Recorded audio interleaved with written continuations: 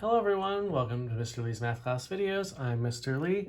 We are continuing section 8.5 on annuities. We've looked at how to find a future value based on your periodic deposits, constant deposits, but now we want to look at if we have financial goals, what are we going to have to do to reach them? Because we'll have to figure out how much we need to deposit in order to hit the goals that we have. So that kind of situation is just kind of the reverse. I'm going to write down what the formula is when solved for payment. So payment is A times R over N over parentheses 1 plus R over N to the NT minus 1. So if you're going to put your parentheses or your exponent in parentheses, there'll be an extra set of parentheses opening and closing here. So just keep that in mind. Do we know A? Yes. R, 4%, 0.04. N is semi-annually, so how often? Twice a year. And we're waiting 30 years. So this is a legitimate picture of a retirement account. Now, $250,000 used to be an amount that you could probably retire on because of the interest that it earned. I'm not certain that's the case anymore, but still, you might have it in addition to another retirement account, so this might work. Or it could be for like some kind of fund for something else, but who knows what's going to happen in 30 years. So we plug this in and make sure, I always like to write it out so that I know what I'm typing, but also for me personally, from a grading perspective, if you do put it in the calculator incorrectly, at least I can see what your thought process was. It makes it easier to give partial credit. So 250,000 times parentheses R 0.04 over N2 divided by parentheses 1 plus that same 0.04 over 2. Close your first set of parentheses, caret into the exponent. This is now semi-annually 2 times 30, the number of times you're doing it per year times the number of years. This number actually also represents the total number of deposits you're going to make. And then minus 1 to finish out our last parentheses. So we'll type it in that exact way in a scientific calculator, 250,000. The funny thing about this is you can actually type these into Google much like this, as long as your parentheses are in the right way, including the caret. The caret is actually a button on your computer. I think it's Shift 6. So you can also do this in Google in the case you don't have your calculator. Times 0.04 divided by 2. Close parentheses divided by, now a double parentheses, 1 plus that same 0.04 divided by 2. Close 1, caret, parentheses 2 times 30, close the parentheses on your exponent, minus 1, finally close. So this says 2191.99.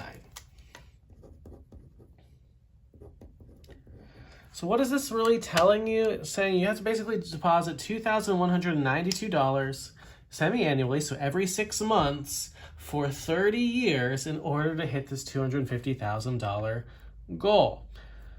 Now, if we wanted to figure out how much interest is accrued, what I really have to look at is I'm making this deposit twice a year for 30 years. So what am I putting in? I'm putting in $2191.99 twice a year for 30 years. So I'm going to put that up here. So $2191.99 times 2 times 30.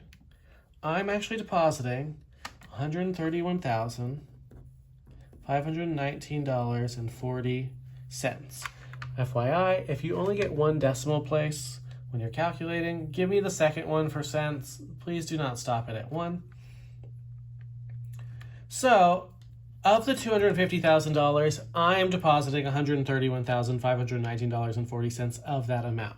So if I wanted to find the interest, it's the $250,000, that the value it has, minus the $131,519.40 to get me my interest amount. 250,000 minus 131,519.40 $118,480.60 worth of interest over this 30-year time period. So that's the idea.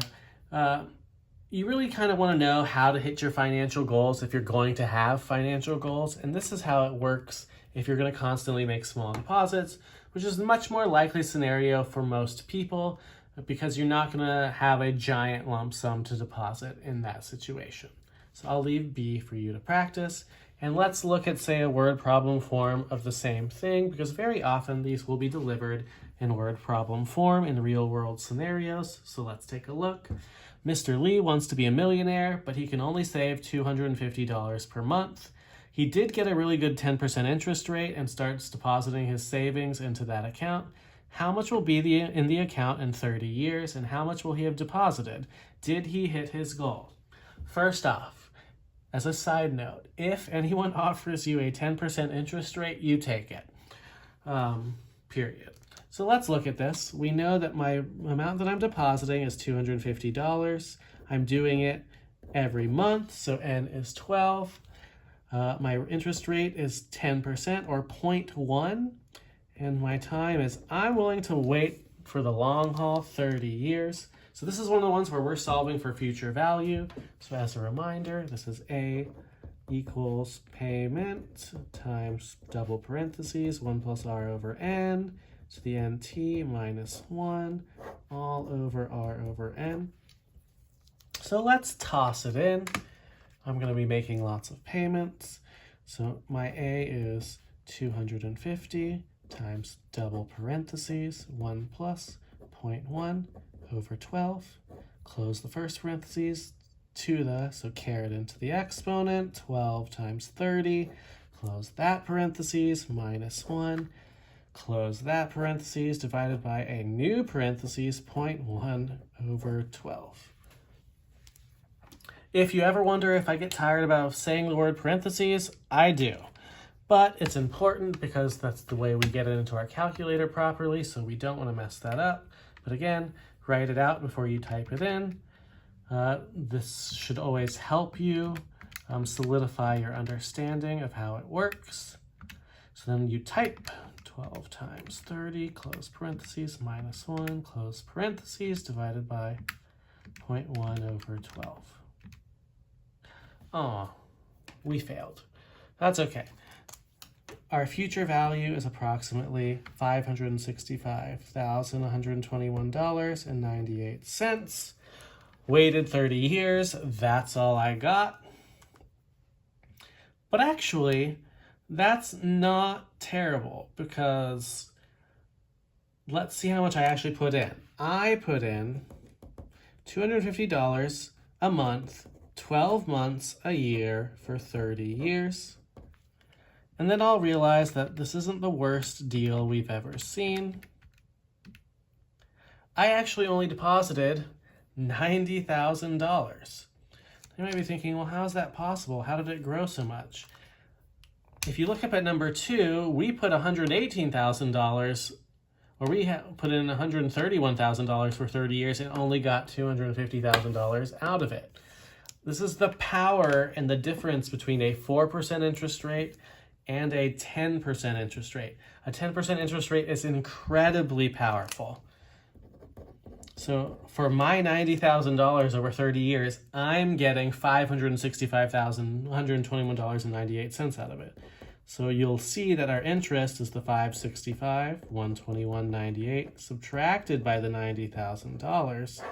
So I'm getting mega interest off this, which is $475,121.98. $475,121.98 of interest. So as you can see, a larger rate makes a major difference. So the better rate you can get, it really helps you grow your money. That's also why people become concerned when interest rates go up for buying a house, because that means it's working more and more to your detriment. But that's all we're dealing with in this section, and that is all for this video.